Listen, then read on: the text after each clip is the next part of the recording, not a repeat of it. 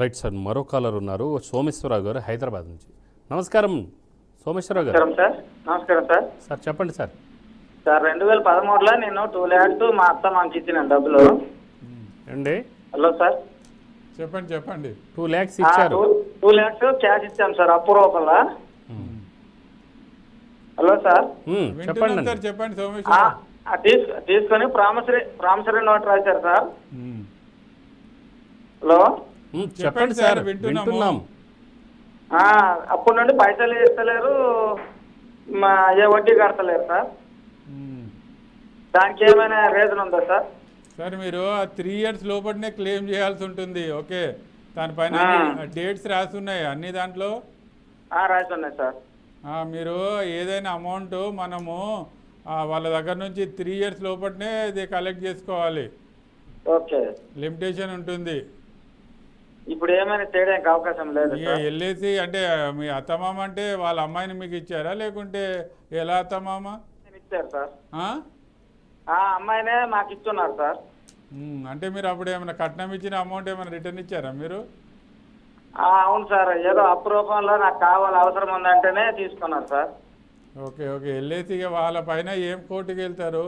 ఇది ప్రేమతో LIC request చేసి రిటర్న్ తీయించుకోండి. మీ పెద్ద మనుషులు ఉంటారు కదా, మీ పెద్ద మనుషుల్ని కూర్చోబెట్టి అమౌంట్ మీరు అంటే ఎంత అమౌంట్ ఇచ్చారని చెప్పారు? 2 lakhs సార్. అదే మళ్ళీ ఇంకొక ఫ్రెష్గా మీరు రాయించుకోండి. ఓకే, సెక్యూరిటీ కింద రాయించుకోండి. మీరు రాయించుకొని కొత్తగా ఇది బాండ్ పేపర్ కానీ అదేవిధంగా చెక్స్ కలెక్ట్ చేసుకోండి. రైట్ సార్, మరో కాలరు శివాంజనేయులు గారు గుంటూరు నుంచి. ఆంజనేయులు గారు చెప్పండి సార్. సార్ నమస్తే సార్. నమస్కారం సార్, మేము గుంటూరు నుంచి మాట్లాడుతున్నాం సార్. చెప్పండి సార్, మాకు తెలిసిన అతనికి ఒక 25 lakhs దాకా ఇచ్చున్నాం సార్. అయితే అతను బిజినెస్ చేస్తాడు. ఓకే, ప్రజెంట్ అతను దివాలా తీశాడు పరిస్థితి. అతని దగ్గర నుంచి నేను ఎంటీ నోట్లను చెక్కు తీసుకున్నాను సార్, ఎంటీ చెక్కు. ఓకే, ఆ ఎంటీ చెక్ ఏం చేశానంటే 4 months బ్యాక్ అకౌంట్లో వేసాను, బౌన్స్ అయింది అది. ఓకే, అది ప్రొసీడ్ ఎలా అనేది అర్థం కావట్లేదు సార్. ఇప్పుడు ఎలా చేయాలి అది? సార్ టైం అయిపోయింది కదా సార్. మీరు ఇది 4 months అంటే మీరు చెక్ బౌన్స్ అయిన 30 days లోపలనే లీగల్ నోటీస్ పంపించేసేయాలి. ఓకే, ఒకటి ఎలా చేయాలి సార్? మరి ఏమన్నా అవకాశం ఉంటుందా మాకు? ఒక సివిల్ కేసు ఫైల్ చేయండి సార్. మీరు ఒక సివిల్ సూట్ ఫైల్ చేయండి. ఒక చీటింగ్ కేసు కూడా ఫైల్ చేయండి. మీరు ఒకటే చెక్ ఇచ్చాడు అతను? ఒకటే ఇచ్చాడండి. అబ్బా, 25 lakhsకి అంటే మరి ఇది ఆ బాండ్ పేపర్ మీరు అమౌంట్ అంతా ట్రాన్స్ఫర్ చేశారా అతనికి?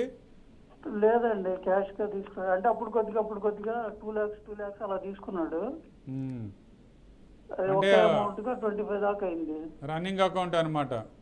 అవును సార్. మీరు చాలా అప్పుడే ఇది తీసుకున్నప్పుడల్లా ప్రామిసరీ నోట్ పైన సిగ్నేచర్ తీసుకోవాలి. అంత పెద్ద నోట్లు ఇచ్చాడు సార్ మాకు. సరే, అవన్నీ కూడా క్లెయిమ్ పెట్టి మీరు అతని పేరు మీద ఏమైనా ప్రాపర్టీస్ ఉన్నాయా? ప్రాపర్టీస్ అంటే బ్యాంక్ లోన్లో ఉన్నాయి సార్. అయ్యి మీకు సెకండ్ ఛార్జ్ అయినా వస్తుంది. ఇప్పుడు ₹1,00,00,000 ప్రాపర్టీ ఉన్నది, 50 lakhs వరకు బ్యాంక్ ఇవ్వాలనుకో, మీరు ఆ సెకండ్ ఛార్జ్ కింద సివిల్ సూట్ ఫైల్ చేయండి. ఈ చెక్ బౌన్స్ అయితే మీకు ఇది టైం అయిపోయింది కదా. ఇక మీరు అదే సివిల్ సూట్ వేసి చీటింగ్ కేసు కూడా ఫైల్ చేయండి. ప్రైవేట్ కంప్లైంట్ జడ్జి గారికి ఇచ్చేసి ఫైల్ చేయండి. మీరు శివాంజనేయులు గారు, మనకు కొంచెం టైం తక్కువ ఉంది కాబట్టి దయచేసి మీరు ఇంకెక్కువగా మాట్లాడాలంటే అందులో మొబైల్ నెంబర్ కూడా ఇచ్చారు, మీకు ఉచితంగానే అడ్వైస్ చేస్తారు లాయర్ గారు. కాబట్టి ఆ మొబైల్ నెంబర్ కూడా మీరు నోట్ చేసుకొని వారితో ప్రోగ్రామ్ అయిపోయిన తర్వాత ఎప్పుడైనా మీరు మాట్లాడవచ్చు.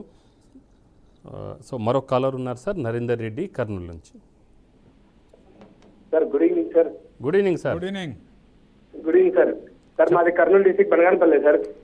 చెప్పండి సార్, మేము ఒక ఇన్వెస్ట్మెంట్ పెట్టాము సార్. మేము అతను బిజినెస్ పర్పస్ మీద అతని దగ్గర చెక్కులు ఉన్నాయి మా దగ్గర. మేము 20 lakhs ఇన్వెస్ట్మెంట్ పెట్టాము సార్. ఇప్పుడు అతనైతే ఏ అడ్రస్ ఇచ్చాడో ఆ అడ్రస్ లేడు సార్ అతను. ఇప్పుడు మేము ఏం చేయాలి సార్ దాన్ని? ఓకే మీరు అంటే చెక్ అతని చెక్ మీ దగ్గర ఉందా ఇప్పుడు? చెక్ ఉంది సార్ మా దగ్గర. చెక్ డిపాజిట్ చేసి అతని ఇంటికైతే ఎప్పుడైతే ఉన్నాడో అతను పంపండి. ఇప్పుడు ఫోన్లో వాట్సాప్ ద్వారా అతనికి నోటీస్ పంపండి. Okay, okay sir. వీలుంటే పేపర్ పబ్లికేషన్ కూడా మీరు నోటీస్ ద్వారా ఇప్పించండి. పేపర్ ఇచ్చాం సార్, పేపర్ రిటర్న్ వచ్చేసి కాదండి, ఒక పేపర్ పబ్లికేషన్ కూడా వేయించండి మీరు. అంటే లాయర్ నోటీస్ అంటారు. న్యూస్ పేపర్లో చాలా తక్కువ ఖర్చులోనే అవుతుంది అది. లాయర్ నోటీస్ పంపించవచ్చండి అది. నరేందర్ రెడ్డి గారు, సార్ మీరు అతనికి వాట్సాప్ ఉంటుంది కదా, మెయిల్ ఐడి ఉంటే ఆ మెయిల్ ఐడి పెట్టేసేయండి. నోటీసు వాట్సాప్లో ఉంటే వాట్సాప్లో పెట్టేసేయండి. Okay sir. వాట్సాప్ అతను ఉంది సార్, ఫోన్ పనిచేస్తుంది కానీ మనం ఏమి చూడట్లేదు సార్. మన మెసేజ్లు ఏం మనము అతని ఫోన్కి పంపించాము, అతని తప్పు. అతను కరెక్ట్ అడ్రస్కి మనకు అప్పుడు ఆధార్ కార్డు ఇచ్చాడు కదా, అక్కడికి పంపించేసేయండి. అది పర్ఫెక్ట్ ఉంటుంది. ఆ కోర్టు అది అంటే అతను కావాలని అబ్స్కాండ్ అయ్యాడు కాబట్టి అతని పైన వీలుంటే ఒక ప్రైవేట్ కంప్లైంట్ కూడా ఫైల్ చేయండి మీరు. ఓకే, సో నరేందర్ రెడ్డి గారు, మీకు ఇంకా ఎక్కువ సమాచారం ఇంకా మీరు మాట్లాడాలనుకుంటే దాని మీద మొబైల్ నెంబర్ కూడా స్క్రీన్ మీద కనబడుతుంది. దయచేసి కాల్ చేసి మాట్లాడవచ్చు తర్వాత, ఎందుకంటే మనకు టైం లేదు కాబట్టి. వేరే కాలర్స్ వెయిట్ చేస్తున్నారు, అది ప్రాబ్లం. సార్, ఇప్పుడు చెక్ ఇచ్చిన వ్యక్తి అంటే చెక్ బౌన్స్ అయిన తర్వాత కేసు పెట్టినప్పుడు అతను కోర్టుకు హాజరు కావట్లేదు, అప్పుడు పరిస్థితి ఏంటి సార్? కోర్టుకు హాజరు కాకపోతే NBW నాన్ బెయిలబుల్ వారెంట్ అనేది ఫస్ట్ బెయిలబుల్ వారెంట్ ఇస్తారు. బెయిలబుల్ వారెంట్ మన ఇది మెజిస్ట్రేట్ గారు ఇస్తారు. బెయిలబుల్ వారెంట్ ఇచ్చిన తర్వాత కూడా కోర్టుకి అతను అటెండ్ అవ్వకపోతే నాన్ బెయిలబుల్ వారెంట్ ఇస్తారు. నాన్ బెయిలబుల్ వారెంట్ ఇది జడ్జి గారు ఇచ్చిన తర్వాత ఆ నాన్ బెయిలబుల్ చిన్న ప్రాసెస్ పే చేయాల్సి ఉంటుంది. ప్రాసెస్ పే చేసిన తర్వాత concerned police station judicial police స్టేషన్కి వెళ్ళేసి అక్కడ ఇన్స్పెక్టర్ గారికి నాన్ బెయిలబుల్ వారెంట్ జడ్జి గారు ఇచ్చింది మన ఇన్స్పెక్టర్ గారికి ఇస్తే ఇన్స్పెక్టర్ గారు అక్కడ ఉన్న ఎస్ఐకో కానిస్టేబుల్కో అది హ్యాండ్ ఓవర్ చేస్తారు. అతని ద్వారా కానిస్టేబుల్ని తీసుకెళ్ళి అతన్ని అక్కడ అరెస్ట్ చేసి పోలీస్ స్టేషన్లో ప్రొడ్యూస్ చేసి తర్వాత అతన్ని జడ్జి గారి ముందు అదే పోలీసు ద్వారా అరెస్ట్ చేసిన వ్యక్తిని ప్రొడ్యూస్ చేయాల్సిన అదే ప్రొసీజర్ ఉంటుంది.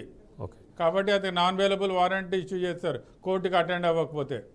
ఓకే సార్, ఈ చెక్ బౌన్స్ కేసును ఎలా పరిష్కరించుకోవచ్చు సార్? ఇరుపక్షాలు రాజీపడి కేసును క్లోజ్ చేసుకునే అవకాశం ఉంటుంది? 100% చెక్ బౌన్స్లో ఇరుపక్షాలు క్లోజ్ అంటే ఇది ఒప్పుకొని పరస్పరం ఒప్పుకొని జడ్జిమెంట్ రోజు కూడా అతను ఇది కంప్లైంట్ వేసిన ఇతను ఇది ఎవరిపైన వేసాడు అతను కన్విన్స్ అయ్యి అమౌంట్ తీసుకొని జడ్జిమెంట్ రోజు కూడా ప్రొనౌన్స్ చేసిన కంటే ముందే అక్కడ ఒక మెమో ఫైల్ చేస్తే ఆ కాంప్రమైజ్ అయ్యి క్లోజ్ అయిపోతుంది.